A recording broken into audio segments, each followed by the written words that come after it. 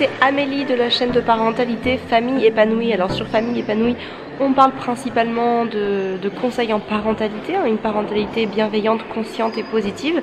On parle notamment du portage, du maternage proximal, de l'allaitement, du cododo, voilà, et de tout ce que l'on peut résoudre au quotidien à chaque fois que l'on rencontre des difficultés avec son enfant. Alors aujourd'hui, je vais te parler du portage de l'enfant qui est, on va dire, entre 14 et 24 mois. Parce que l'année dernière, j'ai déjà évoqué le portage d'un enfant petit, notamment Constance avait moins d'1 an. Donc on va dire, même là on va faire plus large, de 12 à 24 mois, ce sera plus simple. Et je te remets le lien de la vidéo que j'avais déjà faite pour les 0-12 mois, à peu près sur cette tranche-là. En fait, il faut savoir que l'été, c'est assez simple de porter son enfant physiologiquement, puisqu'en fait, il suffit simplement d'enlever des couches de vêtements à partir du moment où il fait trop chaud. Mais l'hiver, ça devient un petit peu plus compliqué, parce que rajouter des couches de vêtements, c'est pas toujours dans une optique physiologique. Par exemple, si tu as une poussette, c'est très simple. Tu vas bien couvrir ton enfant, tu vas lui mettre un manteau, bon évidemment en bonnet, écharpe, mais ça en portage aussi, mais surtout un manteau et puis une couverture par exemple. Alors que en portage, si l'enfant a un manteau, il risque de pas être très bien installé, il risque de ne plus être dans une position physiologique parce qu'il risque d'être trop comme ça sur l'arrière, ça va le gêner. Donc comment faire pour affronter les grands froids en hiver? Comment faire pour que son enfant ait chaud? Comment faire pour qu'il reste bien installé malgré tout ça et que toi aussi tu sois bien installé? Je t'en parle dans cette vidéo. Je vais te parler donc des conseils physio et puis je vais te parler aussi de l'équipement que j'ai choisi cette année. Et puis voilà. Et puis n'hésite pas à retourner voir la vidéo si ton enfant a en dessous d'1 an. N'hésite pas aussi à t'abonner à Famille Épanouie, tiens j'en parle maintenant, si tu es intéressé par toutes ces valeurs de la parentalité.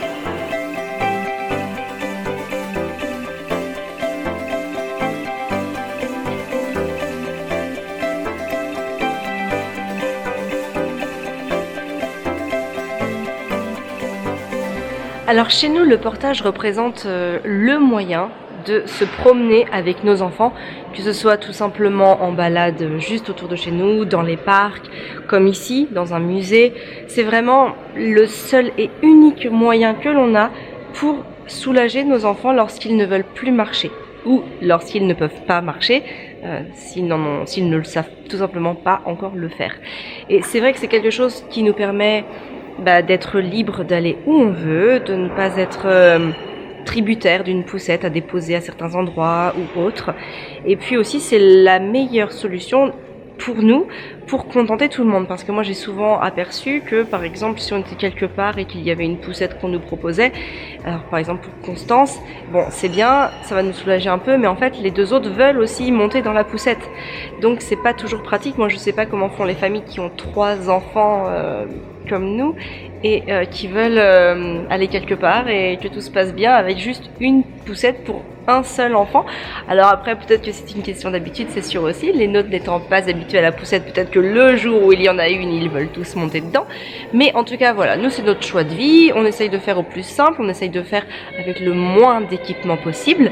Et c'est vrai que le portage rentrait totalement dans cette ligne de conduite.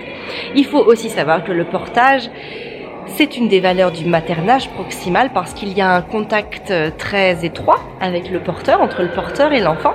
Et tout ça, en fait, ça va faire bénéficier l'enfant de la chaleur de l'adulte, de son parent notamment.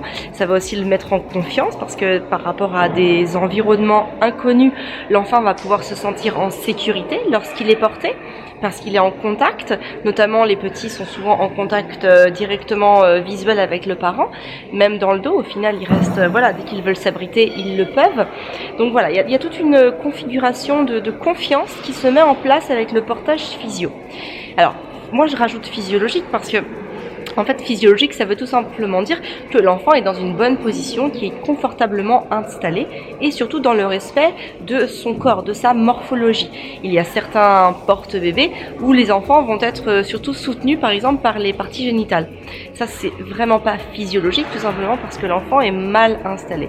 Donc, on considère qu'un porte-bébé est physiologique à partir du moment où le portage respecte la morphologie de son corps.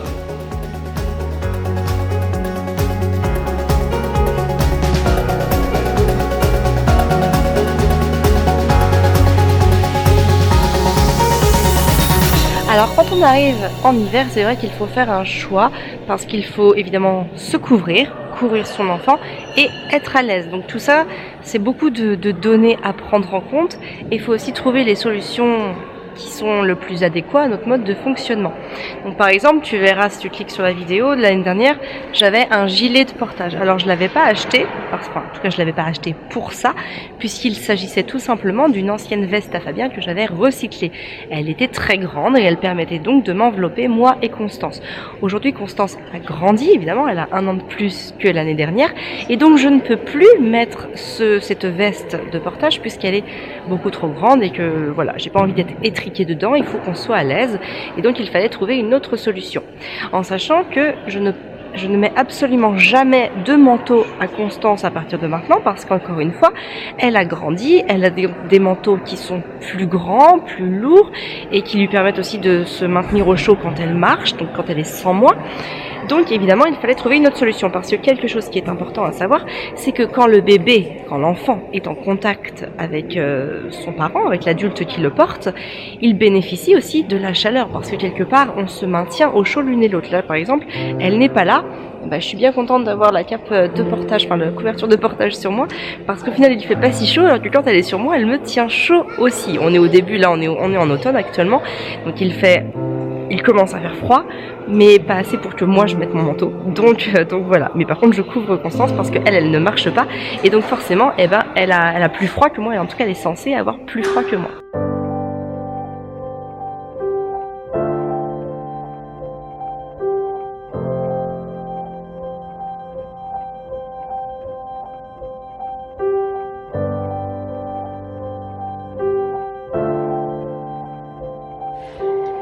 Du coup, moi cette année, j'ai opté pour une couverture de portage. Donc là, elle est sur moi, je te la montrerai plus tout à l'heure. Et en fait, ce qui est top, c'est que elle est complètement enveloppée dans sa couverture de portage. Et du coup, elle est vraiment bien maintenue au chaud. Elle a aussi une capuche quand il pleut, donc c'est vraiment super. Et les pieds sont aussi enveloppés. Et tout ça dans le respect d'une position physiologique. Ça s'attache sur n'importe quel porte-bébé grâce au petit lien.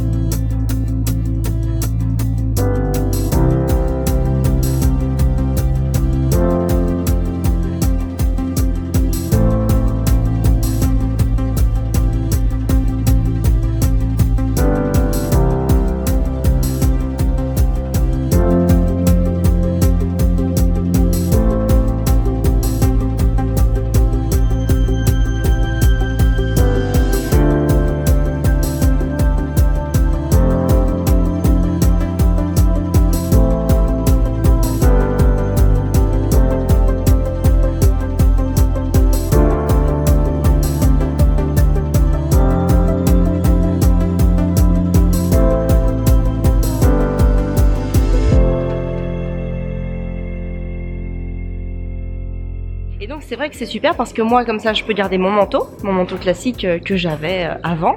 Et puis Constance est protégée. Elle ne porte pas son manteau pendant que je la porte parce que sinon elle est trop engoncée comme je l'ai dit tout à l'heure. On n'est plus tout à fait dans le respect d'une position physiologique. Par contre j'ai le manteau avec moi dans un sac à dos et que du coup dès qu'elle sort de la couverture, dès qu'elle sort du moyen de portage, hop, je lui mets son manteau exactement comme aujourd'hui. Quand on est arrivé, elle était dans la couverture. Et dès qu'on est arrivé ici dans le musée qui n'est pas chauffé, bon il fait pas extrêmement froid mais voilà il fait un petit peu frisqué on va dire, eh bien je lui ai donc mis son manteau à la place. Comme ça en fait elle est toujours toute couverte de la même façon et elle est toujours très à l'aise que ce soit en portage ou quand elle marche elle-même. Donc il existe plusieurs moyens de portage on va dire par rapport à ça. On peut acheter un manteau de portage, un vrai manteau de portage ou une couverture de portage. Ce sont à peu près les deux choses qui existent sur le marché. Donc voilà, donc moi c'est vrai que je trouve que la couverture de portage est intéressante parce que c'est beaucoup moins cher qu'un manteau de portage et que on va dire peut-être que ça se démodera aussi moins qu'un manteau de portage et puis que si on change de morphologie ou autre, et ben au moins la cape de portage elle reste adaptée toujours à la morphologie de l'enfant. Donc la mienne elle vient du site Maman Naturelle, c'est la 3 Ways parce qu'en fait elle se met en portage dorsal, ventral sur la poussette et je crois même qu'elle se met sur le siège auto. Enfin tout à l'heure je l'ai mis sur le siège auto à Constance sans l'attacher mais juste couverture parce qu'on n'avait vraiment pas longtemps de route à faire Pour une route plus longue, peut-être qu'il faudrait que je pense à une solution pour l'attacher, mais en tout cas, voilà, elle est vraiment très polyvalente, elle est super, elle est toute douce, elle est toute molletonnée à l'intérieur. Et donc, du coup, c'est vrai que c'est assez agréable à porter, c'est assez agréable de se mettre dedans. Et comme je te le disais tout à l'heure, moi là, j'ai donc pas pris mon manteau et c'est vrai que quand je l'ai sur les épaules, je me sens bien.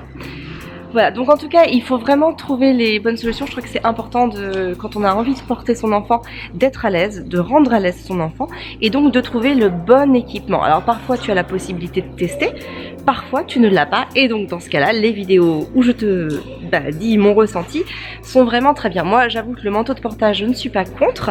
J'en aurais acheté un si je n'avais pas eu cette veste à Fabien.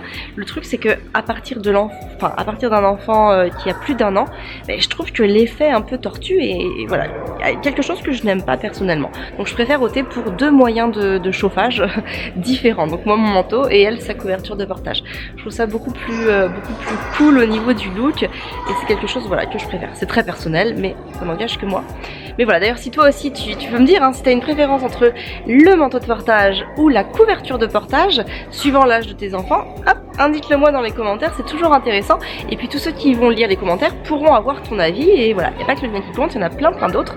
Donc n'hésite pas à les mettre et à faire partager ton expérience. Voilà moi à peu près ce dont je voulais te parler sur cette vidéo, donc je te mets le lien sur les moyens de portage, sur les moyens de comment se couvrir et comment porter un enfant l'hiver entre 0 et 1 an. Donc je te mets le lien soit là sur le petit i, soit en bas dans la barre d'infos. Comme ça tu pourras aller voir selon l'âge de ton enfant. N'hésite pas à t'abonner à Famille Épanouie si tu aimes les conseils en maternage proximal, en parentalité consciente. Voilà, pour essayer d'améliorer la relation au quotidien avec son enfant. Moi, en tout cas, voilà, je suis là, je fais des vidéos très régulièrement pour pouvoir apporter mon expérience, mon retour d'expérience et puis mes partages de connaissances.